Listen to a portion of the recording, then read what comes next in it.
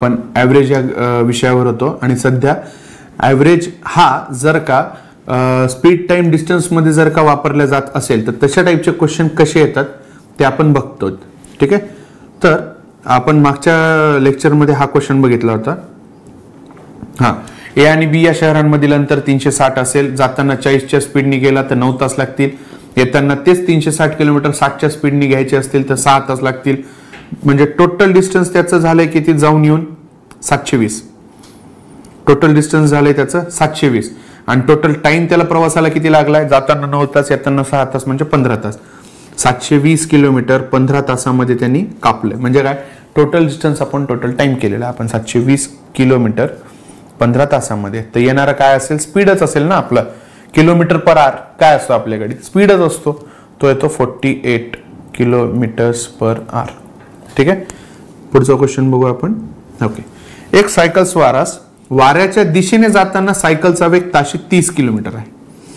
ठीक आहे, ठेवतो तो. मात्र येताना तेच अंतर वाऱ्याच्या विरुद्ध दिशेने जाताना त्याचा वेग 20 किलोमीटर असतो.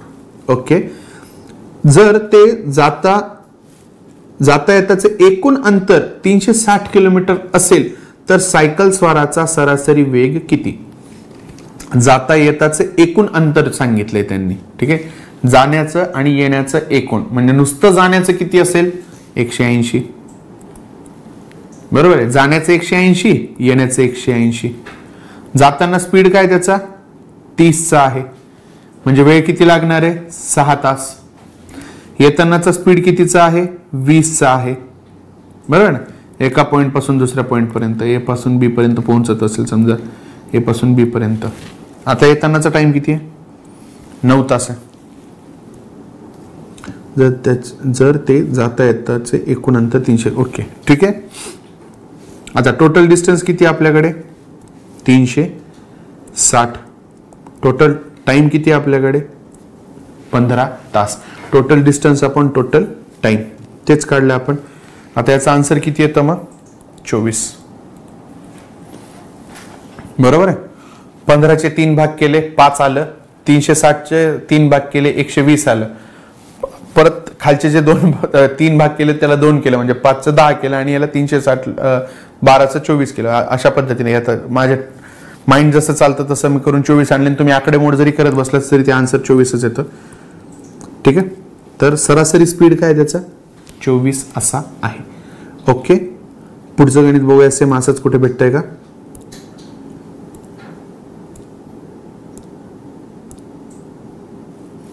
ओके, नाही हे कंबाईन वाले एक वेग जाताना बघूया आपण. ओके, ए या ठिकाणाहून एक व्यक्ती बी येथे जाताना 40 किलोमीटर वेगाने गेली, परंतु बी पासून ए कडे येताना 40 किलोमीटर या ए पासून बी कडे जाताना 60च्या स्पीडने बी पासून ए कडे येताना 40 किलोमीटर प्रति तास या वेगाने आली तर ॲव्हरेज वेलोसिटी किती. डिस्टन्स तुम्हाला दिलेलं आहे का नाही दिलेलं आहे. मग एक काम करायचं, सरळ यांचा एक एलसीएम पकडायचा. एलसीएम पकडायचा का, कारण की दोन्ही याच्याने भाग द्यायचा ना आपल्याला. हे डिस्टन्स असं पकडायचं की ज्याला तुम्ही 60 ने पण भागू शकता आणि 40 ने पण भागू शकता. म्हणजे 60च्याही पाड्यातील 40च्याही पाड्यातील. म्हणजे काय त्यांचा एलसीएम काढायचा आहे. 60 आणि 40चा एलसीएम किती येतो, तोंडी व्हायला पाहिजे आतापर्यंत तर 120. ठीक आहे, कसा काढायचा तो तुम्हाला सांगितलेला शॉर्ट ट्रिक मध्ये सुद्धा सांगितलेला आहे की एलसीएम कसा काढायचा असतो तो. ठीक आहे, तो आपण काढून घेतला. हवं तर परत एकदा तुम्हाला ते रिकॉल होण्यासाठी सांगतो. 60 आणि 40 छेदामध्ये 0 0 गेलं, इथे 3 इथे 2, 6चा गुणाकार ह्या 2 सोबत म्हणजे किती झाले 12 आणि हा 0 तो वापस जशाल तसा दिला आपण. ठीक आहे, जो कट एक्स्ट्राचा केलेला होता तो. राईट, 120 किंवा मग ह्या 4चा गुणाकार हे 3 सोबत करा, 4 त्रिक 12 तेच होतं 120 आला 120. ठीक आहे, हे जुन्या आठवणी ताज्या करण्यासाठी सांगितलं तुम्हाला. ठीक आहे, आता इथं किती वेळ लागेल 120 किलोमीटर अंतर जायचंय 60च्या स्पीडने. किती तास लागतील 2 तास लागतील. इथे किती तास लागतील 120 किलोमीटर जायचे कितीच्या स्पीडने 40च्या स्पीडने 3 तास लागणार आहेत. बरोबर आहे. टोटल डिस्टन्स आपण टोटल टाइम, टोटल डिस्टन्स किती आपल्याकडे 120 गेला 120 आला म्हणजे किती 240. छेदस्थानामध्ये टोटल टाइम किती लागलाय 5 तास. म्हणजे परत ॲव्हरेज स्पीड किती असेल, याने जर का भाग दिला तर 48 येते. 48 हा त्याचा ॲव्हरेज स्पीड असेल. ओके, 48 येणार त्याचा, राईट. पुढचं उदाहरण बघू आपण सेम. ओके, एक व्यक्ती P पासून Q पर्यंत 30 किलोमीटर प्रति तास इतक्या वेगाने जातो आणि पुन्हा Q पासून P पर्यंत आधीपेक्षा 50% जास्त वेगाने परत येतो. तर त्याचा सरासरी वेग किती? एक तर जातानाचा स्पीड दिलेला आहे, येतानाचा दिलेला नाही, तो पर्सेंटेज मध्ये टाकून सांगितलं आपल्याला की किती काढा. पर्सेंटेज आपला टॉपिक अजून झालेला नाहीये, ठीक आहे. पण काय 50% तर वाढवायचं ना, म्हणजे आहे त्याच्यामध्ये अर्धी अमाऊंट परत अजून टाकायची त्याच्यामध्ये, म्हणजे 30 चे 50% वाढवायचे आहेत आपल्याला. म्हणजे 30 चे 50% किती होतात? 15. ते टाकायचे म्हणजे किती झाले? 45. ठीक आहे. तर परत येतो तर त्यांचा सरासरी वेग किती? सिंपल विचारलं. जातानाचा वेग किती आहे? आपण असं करूया, आपल्या थेअरीनुसार लिहून घेतो 30. परत येताना 50% स्पीड वाढवलाय, 50% जास्त वेगाने गेलाय, म्हणजे 30 आणि त्याचे 50% 15, 30 आणि 15 45. या दोघांनीही समान एका संख्येला आपल्याला काय करायचं आहे? भाग द्यायचा आहे. तो देऊ शकतो आपण, बघा 45/30. ठीक आहे. भाग कोणी देऊ शकतो? आपण 15 नेच देऊ शकतो. 15 त्रिक 15 दुने 45 दुने 90, 30 त्रिक 90, म्हणजे ह्यांचा काय झाला? LCM 90 झाला. ठीक आहे. 30च्या पाड्यात पाहिजे, 45च्या पाड्यात पाहिजे 90, आणि इथं पण किती आहे? 90. 30च्या स्पीडने 90 किलोमीटर 3 तास, 45च्या स्पीडने 90 किलोमीटर 2 तास. बरोबर. आता काय झालंय? टोटल डिस्टन्स किती आहे? टोटल डिस्टन्स आपल्याकडे इथंच घेऊ आपण साईडला, खाली नको जायला परत. टोटल डिस्टन्स किती आहे? 180. टोटल टाइम किती आपल्याकडे? 5 तास. 90 किलोमीटर जाणे, 90 किलोमीटर येणे, 90 आणि 90 180 झाले. टोटल टाइम आपल्याकडे लागलाय 3 आणि 2 5 तास.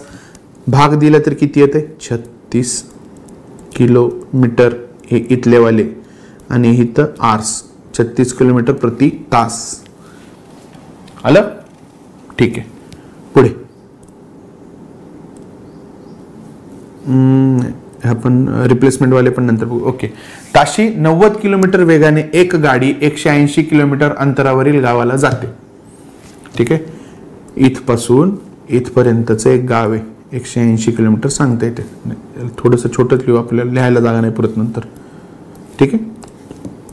180 किलोमीटर अंतरावरील गावाला जाते. कितीच्या स्पीडनी? 90च्या स्पीडने. किती वेळ लागणार? 2 तास लागणार.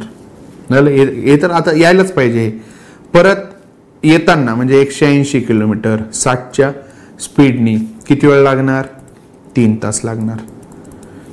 तर त्यांचा गाडीचा सरासरी वेग किती काढा, तेच काढायचं आपल्याला. तेच आता परत किती झाले? 360. जाऊन येऊन किलोमीटरचा अंतर, जाऊन येऊनचा टाइम किती लागलाय? जाताना 2 तास, येताना 3 तास, 5 तास, म्हणजे किती झाले? 72 किलोमीटर प्रति तास. एवढंच केलं यांनी. ठीक आहे.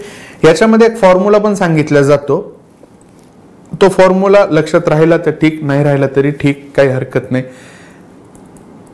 पण मी आता ही जी थेरी कधीच फेल नाही जात, कारण की हे लॉजिक झालं ना याच्यामध्ये. बरोबर. फॉर्म्युला एखाद्या वेळेस फेल होईल, फॉर्म्युला फेल होतो याचे उदाहरण मी तुम्हाला टाइम स्पीड मध्ये सांगू शकतो. टाइम स्पीड डिस्टन्स मध्ये त्याच्यामध्ये फॉर्म्युले फेल झालेले पण बघितलेत मी. ठीक आहे. तिथं थेरी कामाला येते खूप जास्त, की तुमचं बेसिक लॉजिक काय लावताय तुम्ही ते जास्त कामाला येतं. ठीक आहे. आता फॉर्म्युला कशावरनं निघतो? फॉर्म्युला बेसिक लॉजिक वरनच निघतो ना. बरोबर आहे. ॲव्हरेज स्पीडचा त्यांनी फॉर्म्युला सांगितलाय. ॲव्हरेज स्पीड काय म्हणतात ते? 2 into डिस्टन्स. ठीक आहे. 2 into डिस्टन्स, नाही सॉरी, एक मिनिट, डिस्टन्स नाही, 2 into बोथ स्पीड. कुठल्या कुठल्या स्पीड आहेत आपल्याकडे? 90 आणि 60. 90 आणि 60, आणि खाली 90 आणि 60 यांची बेरीज. ठीक आहे. हे तर घ्यायचं 2 into मल्टिप्लिकेशन ऑफ स्पीड. ठीक आहे, जे आपल्याला ह्या उदाहरणामध्ये किती स्पीड दिल्यात 90 आणि 60 आणि खाली त्याच स्पीडची त्यांची ऍडिशन करायची. बघा होतंय का, 2 गुणिले 90 आणि 60 छेदस्थानामध्ये हे 150. शून्य आणि हे शून्य मी कट करून टाकतो. 4 9 चोक 36, 36 दुने 72 आणि हे 72 आपल्याला इथं ते दिसत आहेत. ओके, येतं म्हणजे ते आपल्याला करता येतं. ठीक आहे, मी एकदा दाखवून देतो इथं तुम्हाला परत. काय सांगितलंय त्यांनी, ॲव्हरेज स्पीडचं फॉर्म्युला काय सांगितलंय, 2 × multiplication of speed upon addition of speed. ठीक आहे, 2 गुणिले 90 गुणिले 60 छेदस्थाना 90 अधिक 60 छेदस्थानामध्ये 90 अधिक 60 म्हणजे झाले 150. त्या 150ने आपण काटाकाटी केली, ह्या शून्याने हा शून्य कापला, 15 चोक 60 केले, 9 चोक 36 आणि गुणिले 2 72 जे आपण इथं केलेलं आहे. ठीक आहे, एवढी काटाकाटी करण्यापेक्षा मी एवढंच करून एवढ्या ह्याच्यात लिहू शकतो.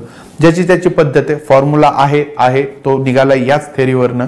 ठीक आहे, आणि फॉर्म्युला हा कुठल्या थेरीवरनं निघालाय तर ते काळकामध्ये निघतो ना फॉर्म्युला, की आपण म्हणजे जस्ट सांगतोय जाता जाता की 15 दिवसाचं एक काम कंप्लीट करत असेल तर एका दिवसाचं काम काय, तर आपण 1/15 घेतो. ठीक आहे, मी तर ते पण कधी घेतलेलं नाहीये, त्याची पण एक वेगळी थेरी आहे, त्याचे पण एक वेगळ्या ट्रिक्स आहेत ज्याच्याने आपण ते सोप्या पद्धतीने काढू शकतो. ठीक आहे, आता परत आपण ह्या उदाहरणांवर येऊयात. ओके,